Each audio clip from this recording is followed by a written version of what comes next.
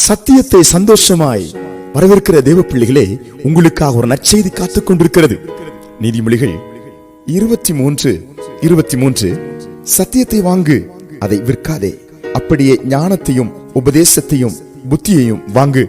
சத்தியத்தை நாம் வாங்கும்போது கூடவே தேவன் ஞானத்தையும் உபதேசத்தையும் புத்தியையும் தாராளமாய் ஏராளமாய் நமக்கு தந்து தலை சிறந்த ஒரு கிறிஸ்தவ வாழ்க்கை வாழ, தலை சிறந்த ஒரு ஆசீர்வாத வாழ்க்கை வாழ தேவன் அருள் செய்கிறாராம்.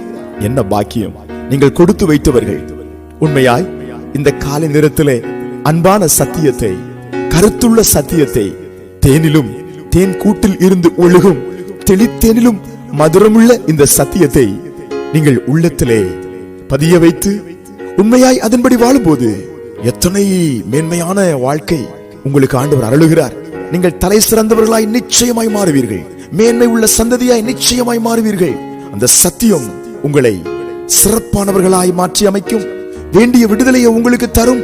சகல இடங்களிலும் உங்களை தலை நிமிர்ந்து வாழச் செய்யும். இந்த காலை வேளையில சத்தியத்தை ஏற்றுக்கொண்டு அதன்படி வாழும்படி நம்மை ஒப்புக் கொடுக்கலாம். நிச்சயமாய் சூழ்நிலைகள் மாறுவதை நீங்கள் காண்பீர்கள். நீங்கள் காண்பீர்கள். கலங்காதிருங்கள்.